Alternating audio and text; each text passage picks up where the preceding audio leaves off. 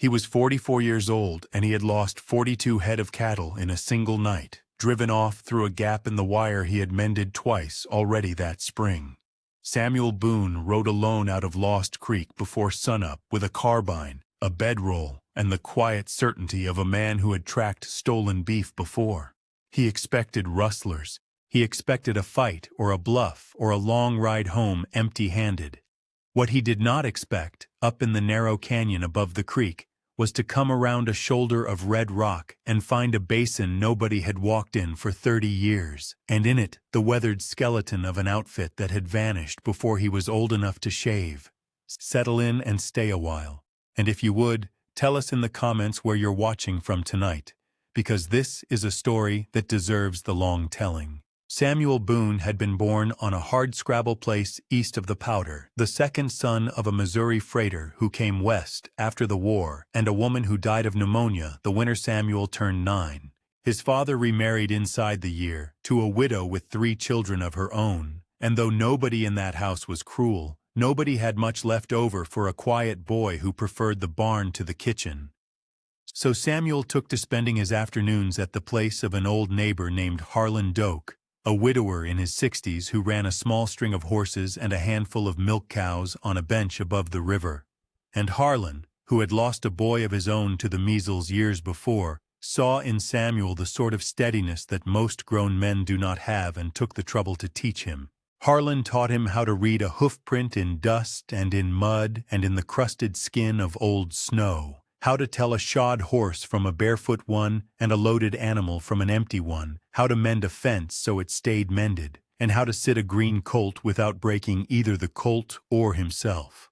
Harlan spoke rarely and never raised his voice, and he had a way of nodding once, slowly, when Samuel got a thing right that was worth more to the boy than any praise anybody else in the county could have offered.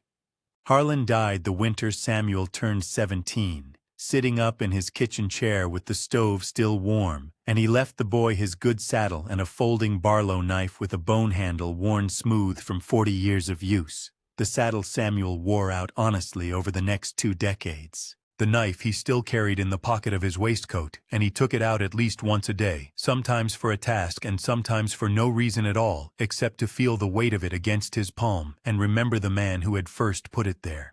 By 19, Samuel was signing on with the big outfits that pushed herds up out of Texas and across the Cimarron and on into the northern grass, and by 25 he was trail boss for a Nebraska syndicate, and by 32 he had put enough by to buy 160 acres of his own along Lost Creek, a modest homestead with good water and a 2-room cabin he built with his own hands out of jack pine felled on the slope behind it. He never married. There had been a woman once in Cheyenne, a schoolteacher named Miss Adeline Pratt, who had laughed at his jokes and written him letters for a season and a half, but she had gone home to Ohio to nurse her mother and never come back, and Samuel had folded that quietly away, with the other things a man learns to fold.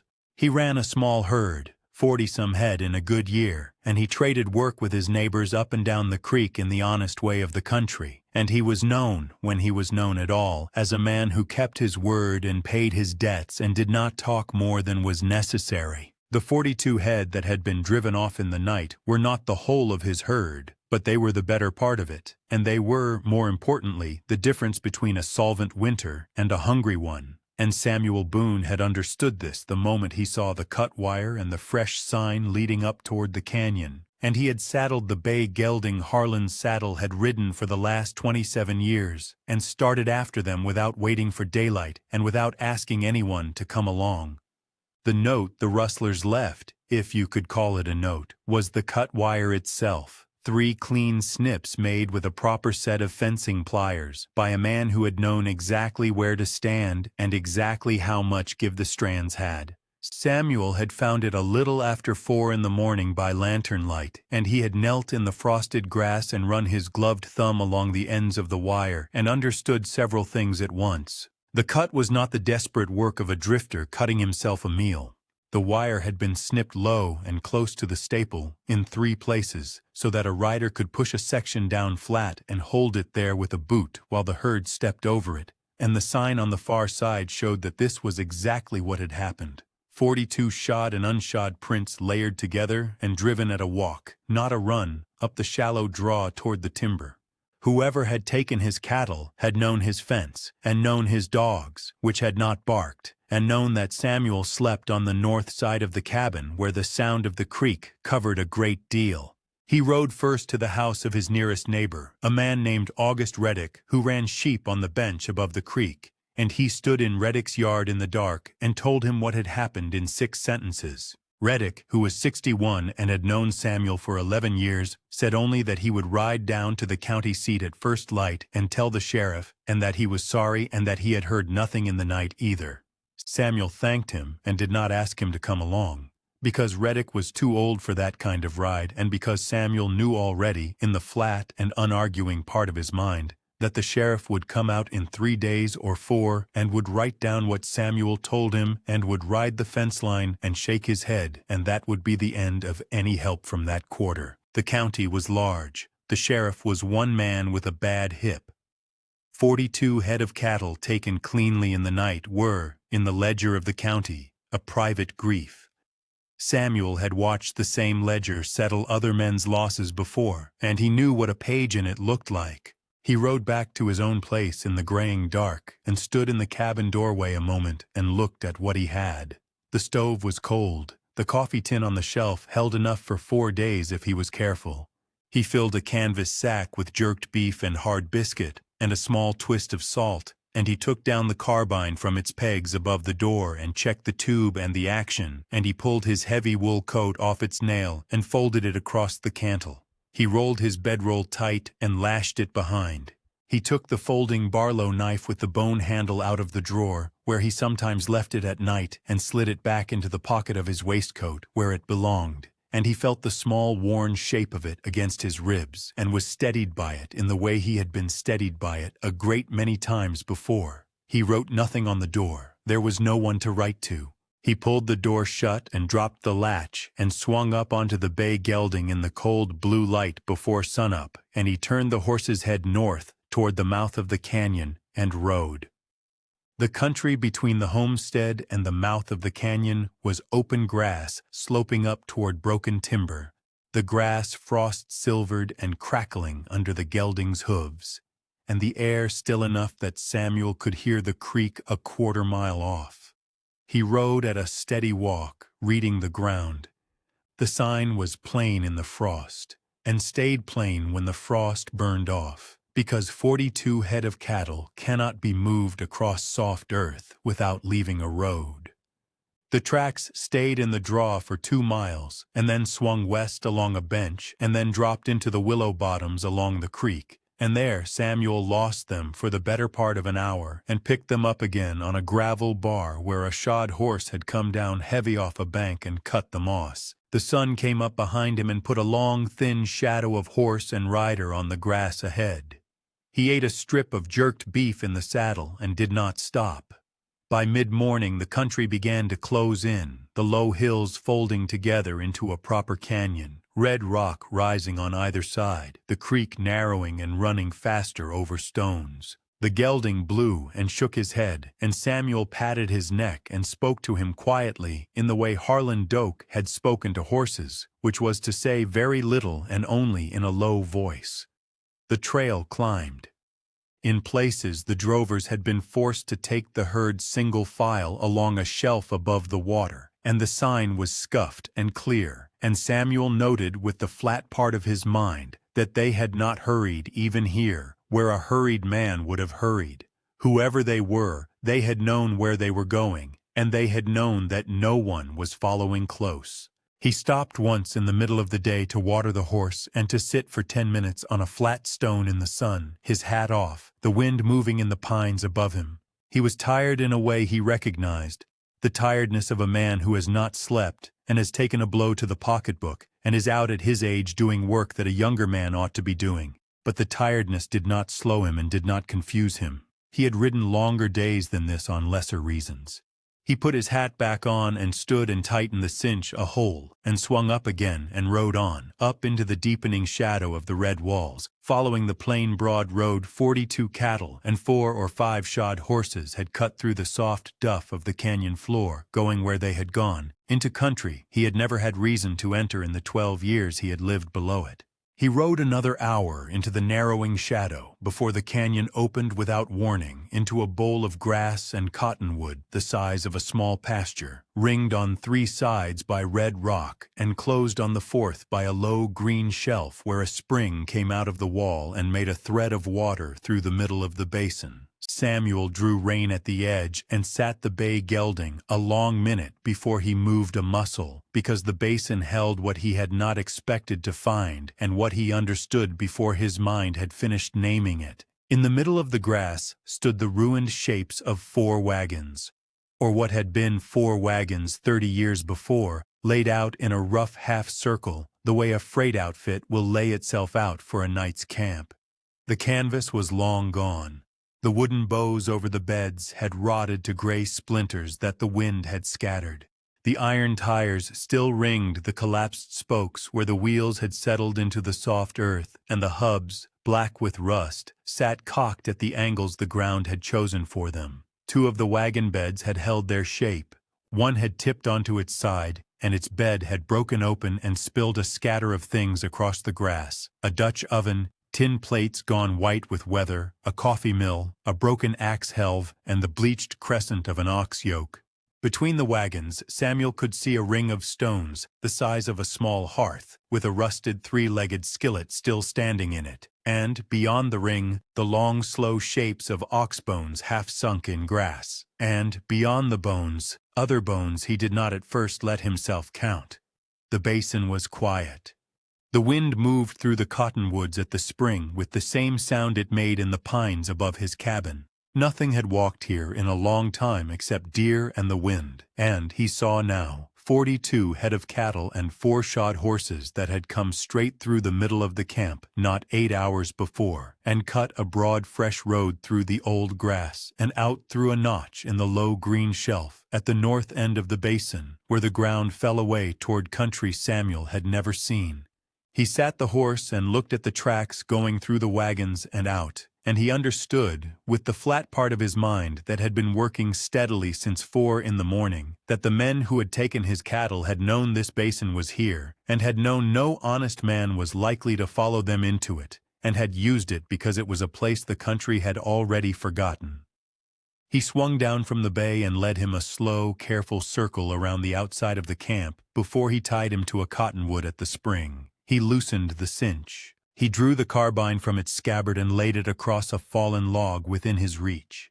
He took his hat off and stood for a long moment in the middle of that quiet grass with his hat in his hand, because his father had been a Missouri freighter and he had grown up around wagon camps and knew, without needing to be told, what a wagon camp looked like when the men who had made it had not come home. He walked the site slowly and did not touch anything for the first quarter hour, only looked. There had been 6 men, he thought, or 7, judging by the tin cups in the grass and the arrangement of the bedrolls whose blankets had long since rotted into the shapes of the men who had laid them out. He counted 3 sets of human bones, weathered and scattered by animals and time, at the edges of the camp where men had fallen, running or crawling. He did not know where the others had gone. He guessed the others had been driven off or buried shallow somewhere in the basin or carried away by the ones who did the killing. He came back at last to the lead wagon, the one that had held its shape best, and he climbed up onto the axle and looked into the bed. The floor of the bed was mostly gone, but the box under the driver's seat, a low iron-strapped chest set into a compartment against the front board, was still there, still closed, its hasp orange with rust but its lock never fitted with a lock, only a loop of rawhide that had rotted through. Samuel drew Harland Oak's Barlow knife from his waistcoat pocket and opened it and worked the blade under the lid and lifted, and the lid came up with a small tired sound of iron letting go of iron. Inside the box, wrapped in a square of oilcloth that had gone dark but had held, lay a folded canvas pouch heavy in his hand, and beneath the pouch, wrapped in a second square of oilcloth, a folded packet of paper tied with a bootlace. Samuel sat down on the axle in the sun and untied the bootlace and opened the paper on his knee. There were 4 sheets, written close in pencil in a plain, steady hand, and he read them slowly, the way he had learned to read as a boy, moving his finger under the words. To whoever finds this camp, the letter began. My name is Amos Whitcomb. I am 58 years of age, and I was born in Cass County, Missouri, in the year 1815. I have been a freighter and a wagon master 41 years, out of Independence, out of St. Joseph, and out of Cheyenne. I am writing this on the 2nd day of October in the year 1873, sitting under the front wheel of the lead wagon of my own outfit, with a ball in my hip that I cannot dig out and another in my chest that I can feel when I breathe. My 6 teamsters are dead in the grass around me. We were bound from Cheyenne to the Musselshell with a load of trade goods and mining tools when 4 men rode into our camp last evening at supper and asked for coffee and shot us where we sat. I do not know their names. I know the horses. I know one of the horses well, and if I could get word out, I could tell a sheriff whose barn it comes out of. But I cannot get word out, and by tomorrow I will not be writing. In this box is $340 in coin, which is my savings of 9 years, and was to buy me a small place at last on the Powder River next to my oldest friend. His name is Harlan Doak. If you can carry word to him, tell him I did not forget and I was coming. If he is gone before you find this, tell whoever loved him that Amos Whitcomb thought of him at the last and hoped he had a good end. The money is for whoever reads this. Bury us if you can. I hope you are a decent person. I hope you have somebody who loves you. Amos Whitcomb, Wagon Master. Samuel folded the 4 sheets along their old creases, wrapped them again in the oilcloth, and tied the bootlace as it had been tied. He sat on the axle a while longer, with the canvas pouch heavy on his knee, and did not open it. He understood by then that the men who had driven his 42 head through this basin had known the basin was here, and had known no one alive but themselves would find them in it. And he understood that meant one of them, or a father of one of them, had stood in this grass in October of 1873 with a rifle, and had asked for coffee. He put the packet and the pouch inside his shirt against his ribs, tightened the cinch on the bay gelding, took down the carbine, and rode out through the North Notch on the broad fresh road of his own cattle. He tracked them another day and a half. The country north of the basin opened into a long park of bunchgrass and scattered pine, and the drovers, believing themselves unwatched, had let the herd graze and had made a lazy camp on the 2nd night by a slough. Samuel came in on foot in the last of the dusk with the carbine, and found 4 men at a fire and a picket line of 4 horses, and he recognized 2 of the horses at once as belonging to a man named Ludlow Beam, who ran a rough outfit 40 miles east of Lost Creek, and who had been, 30 years earlier, a boy of about 14 in this country. Samuel did not fire. He watched the camp for an hour, marked where each man slept, and rode out quietly in the dark to the nearest telegraph, which was 2 days at Fort Steele, where he wired the county sheriff and the U.S. Marshal at Cheyenne, and named Ludlow Beam in the basin in the year 1873 and Amos Whitcomb, wagon master, and asked that riders be sent to meet him at the mouth of the canyon. The marshal came with 4 deputies. August Reddick came with a spring wagon and 2 blankets folded on the seat. A man named Josiah Peck, 68, who had run freight out of Cheyenne in his younger years and who remembered the Whitcomb outfit going missing, came on his own horse when he heard and rode point on the way in because he knew every wagon master lost between the Platte and the Musselshell for a stretch of 30 years and considered it owed. A young smith from Lost Creek named Elmer Cade, 29, brought a shovel and a pick and a bundle of cedar boards cut to grave length.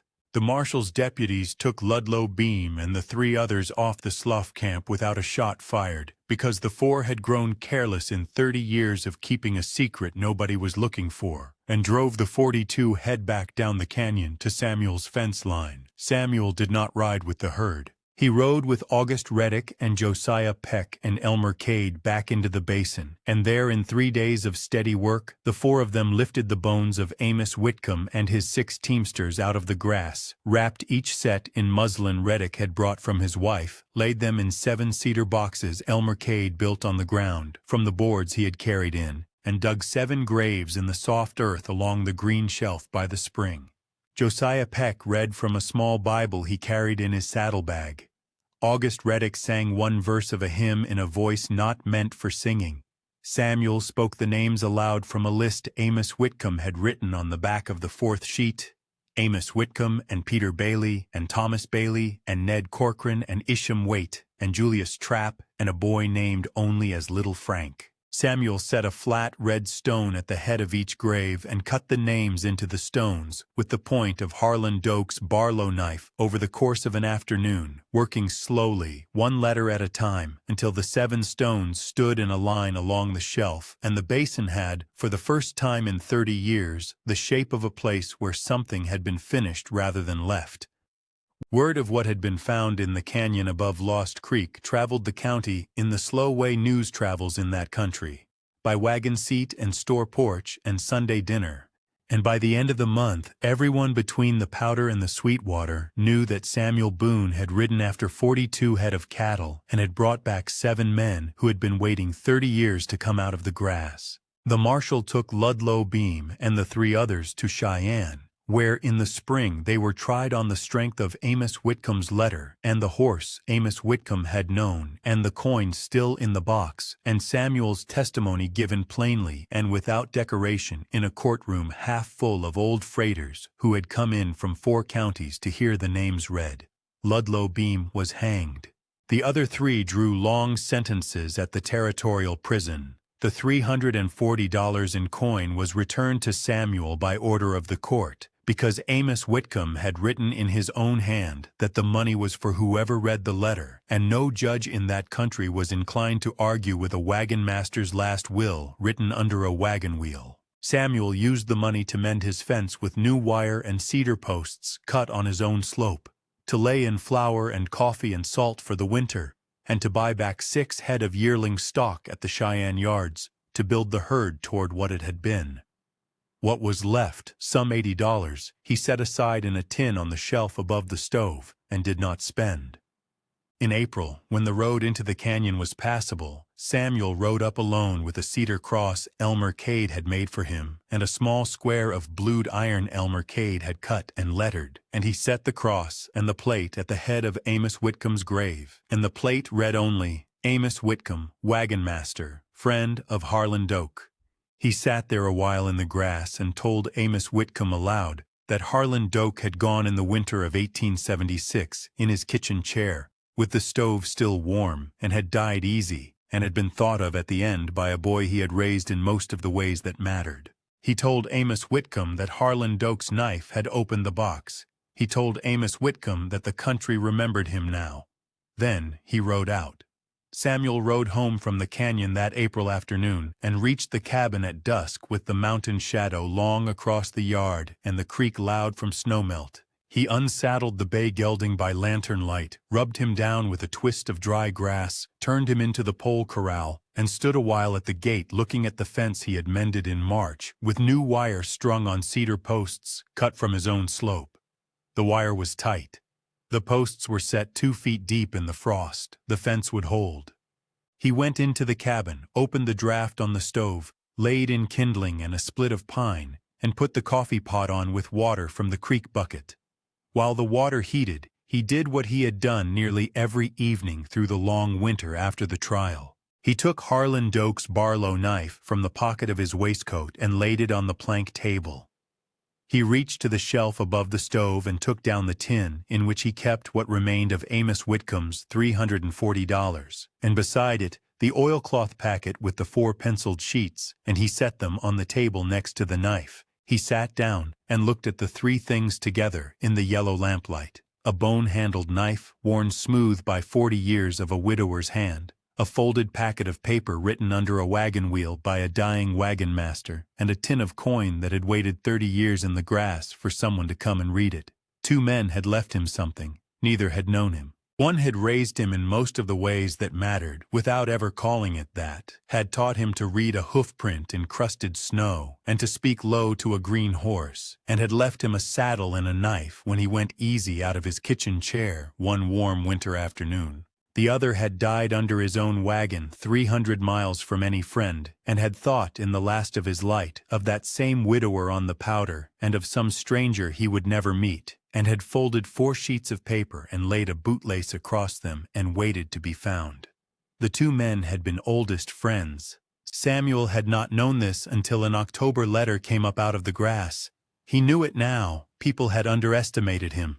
The county sheriff had ridden out on the 4th day, as Samuel had expected, and would have written down what Samuel told him and let it go. Because 42 head was a private grief in a large county. Ludlow Beam and the 3 men at the slough had counted on the country's forgetting, on the basins staying empty, on the sheriff's bad hip, and on a middle-aged rancher along Lost Creek not following that far. Miss Adeline Pratt had gone home to Ohio in a season and a half and had judged him, without ever quite saying so, a man of no particular future. His father, who had remarried within a year of his mother's dying, had let him drift over to Harland Oak's bench above the river and had not asked after him much once he was gone. None of them had known what the boy at Harland Oak's kitchen table would carry, or how far, or into what canyon, or what he would find there, or what he would carry back out and lay on a plank table in a lantern-lit 2-room cabin on a spring night when the creek was loud with snowmelt and the fence was tight. Samuel poured coffee into the tin cup Harland Oak had drunk from at the bench above the river, blew on it, and drank it hot. He looked at the 3 things on the table a while longer. Then he took the packet with Amos Whitcomb's 4 sheets and put it into a small cedar box Elmer Cade had made for him for that purpose, and set the box on the shelf above the stove beside the tin of coin. He folded the Barlow knife closed and put it back into the pocket of his waistcoat, where it had ridden every day for 27 years. The summer that followed was a good one along Lost Creek. Grass came in thick. Samuel's 6 yearlings put on flesh through May and June and were joined in July by 4 more he traded from August Reddick for a season's help mending the sheep camp roof and running the shearing pens. By September, Samuel had 22 head on the bench, and the fence held, and no wire was cut in the night, and no dog went silent at strange horses in the yard. He was known now in a way he had not been known before. The old freighters who had come to Cheyenne for the trial rode up through Lost Creek in 2s and 3s when their work brought them west, and they stopped at Samuel's gate and asked to be shown the canyon and the basin and the 7 stones on the green shelf by the spring. Samuel took them up when he could. Josiah Peck came twice that summer and stood a long while over the row of red stones and said little. Elmer Cade rode up in August with his wife and left a wreath of wild rose on Amos Whitcomb's grave and did not speak of it on the way down. August Reddick, whose wife had sent the muslin, came in October on the anniversary of the killing and stood with Samuel in the wind above the spring for an hour and rode home without eating. In the cabin, on winter nights when the wind was up and the stove was red and the coffee pot was warm, Samuel took the knife and the cedar box down from the shelf and set them side by side on the plank table. He did not open the packet often. He knew what it said. He kept it there because 2 men who had loved each other and who had each loved a boy they did not get to see grown, had between them reached across 30 years and put a knife in his pocket and a letter in his hand, and it seemed to him wrong not to lay the 2 things beside each other now and then and let them rest in the same lamplight. Samuel Boone was 44 years old, and in a single night he lost 42 head of cattle through a gap in wire he had mended twice already that spring. He rode out alone in the cold blue light before sunup with a carbine, a bedroll, and Harland Oak's saddle under him, and Harland Oak's knife in his pocket. He expected rustlers, a fight or a bluff, or a long ride home empty-handed. He came home in the end with his 42 head, with $340 in coin, with 7 names cut into red stone on a green shelf above a spring in a basin nobody had walked in for 30 years, and with the knowledge of who Harland Oak's oldest friend had been, and how that friend had died, and what that friend had, at the last, hoped for a stranger. It was the best ride he ever took.